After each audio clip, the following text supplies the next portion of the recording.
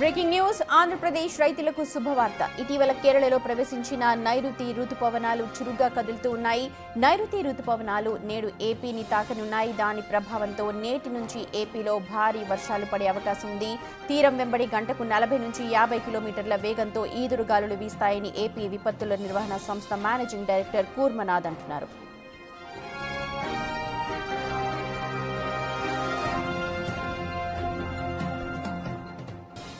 మంగళవారం నాటికి పశ్చిమ మధ్య ఆనుకొని ఉన్న ఉత్తర బంగాళాఖాతంలో అల్పపీడనం ఏర్పడనుంది. దీని ప్రభావంతో కూడా ఏపీలో రానున్న 3 రోజులు అక్కడక్కడ భారీ వర్షాలు కురిసే అవకాశం ఉందని అంచనా వేస్తూ ఉన్నారు.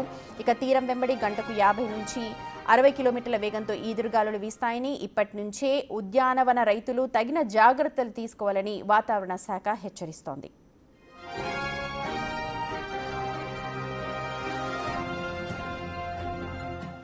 నేడు ఏలూరు, గుంటూరు, కృష్ణా, ఎన్టీఆర్, కర్నూలు, అనంతపురం, అల్లూరి సీతారామరాజు జిల్లాల్లో అక్కడక్కడ మోస్తరు నుంచి భారీ వర్షాలు కురిసే అవకాశం ఉంది. ఇక మిగతా జిల్లాల్లో పలు చోట్ల తేలికపాటి నుంచి ఓ మోస్తరు వర్షాలు కురిసే అవకాశం ఉంది అంటోంది వాతావరణ శాఖ.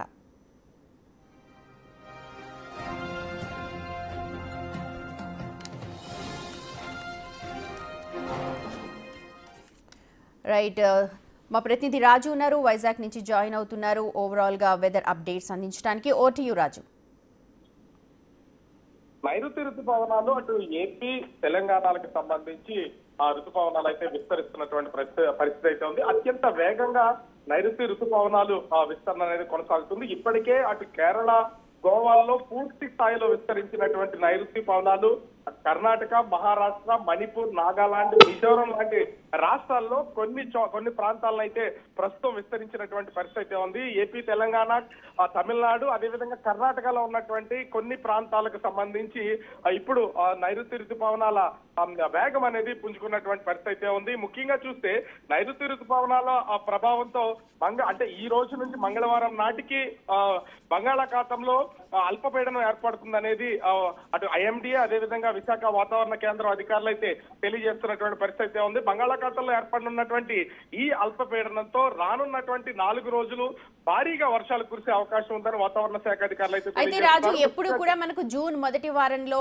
రుతుపవనాలు వచ్చే అవకాశం, కానీ ఈసారి అర్లీగా ఒక 10 రోజులు అర్లీగా వచ్చేసాయి.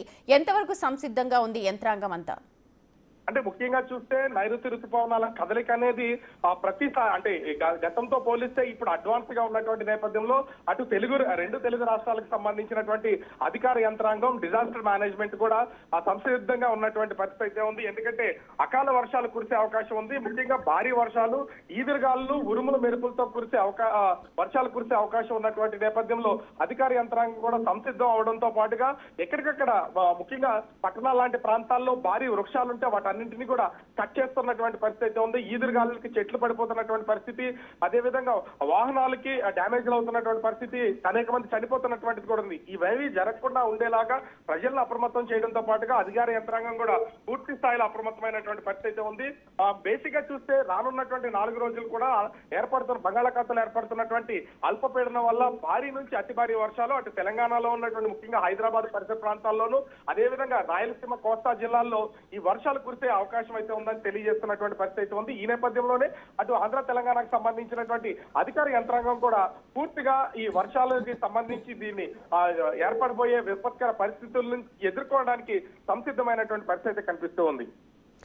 Right Raju, thank you so much. మొత్తానికి ఈసారి త్వరగానే రుతుపవనాలు వచ్చాయి. అలాగే అల్పపీడన ద్రోణి కూడా కొనసాగుతుండడంతో రాబోయే 3-4 రోజుల్లో మొత్తం వర్షం భారీగా కురిసే అవకాశం ఉంది. ఈ నేపథ్యంలో అధికార యంత్రాంగం అంతా కూడా సంసిద్ధంగా ఉంది. ఇప్పటికే లోతట్టు ప్రాంతాల ప్రజలందరినీ కూడా అప్రమత్తం చేశారు.